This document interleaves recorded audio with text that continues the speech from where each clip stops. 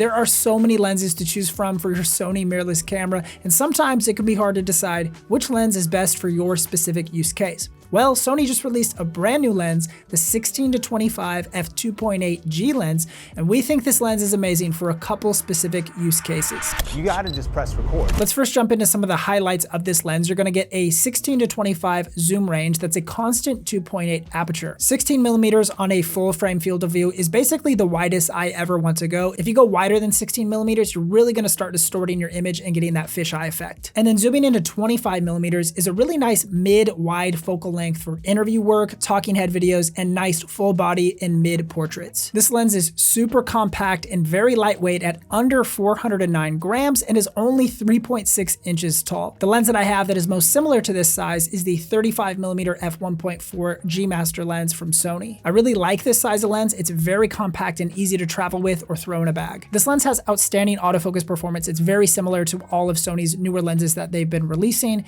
They have great autofocus performance across the board. If I move forward and backward, left and right, it tracks me no problem. On the body, you're gonna get a zoom ring, a focus ring, and an aperture ring, which you're also able to de-click, which allows you to open or close the aperture really smoothly. You also get one customizable function button on the lens to be able to map different functions to. My favorite function to map this button to is usually manual focus, so that with one click, I can change from autofocus to manual focus to just lock off my focus in a specific location. Price point wise, this lens will be around $1,100 to $1,200 US, which is certainly on the pricier end, but this lens is really high quality and is probably justified at that price point. The first and the main reason that I would use this lens is actually for my desk setup right here. I often record at my desk for all of these YouTube videos, and I'm typically shooting on the Sony 20mm f1.8 lens. But now with this lens, I can zoom in and out and decide if I want to be at 16mm and really just show more of my studio space here, or zoom in a little bit further to 25mm and have a little bit more of a tighter portrait shot. I often have my Elgato teleprompter set up so I can drag my notes onto my teleprompter screen while also looking directly into the camera lens. And this lens is just the perfect focal range to pair with the Elgato prompter, because around 18mm is when I don't see the edges of the teleprompter, and then I can zoom all the way into 25mm if I want a little bit of a tighter shot of myself. So I think this lens is ideal for streamers if you stream at your desk setup, or you do a lot of live streamed video calls, or if you're a coach and you hop on a lot of coaching calls. This lens is perfect for just dialing in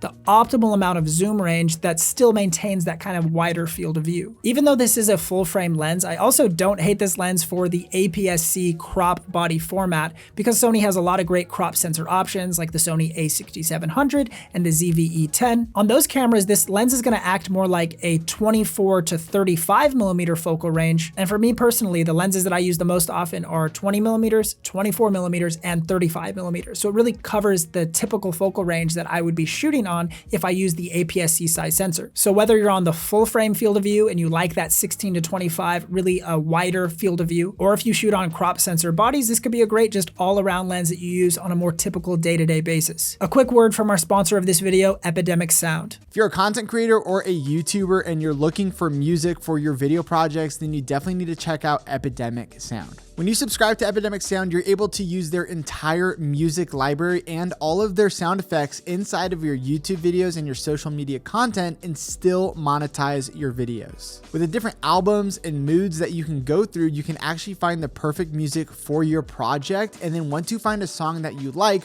one of my favorite features is clicking on similar songs. This then gives you a ton of different songs that are very similar to the mood and vibe that you liked before. If you want to get started today with a special discount, then make sure you check the link down in the description, and let's get back into the video.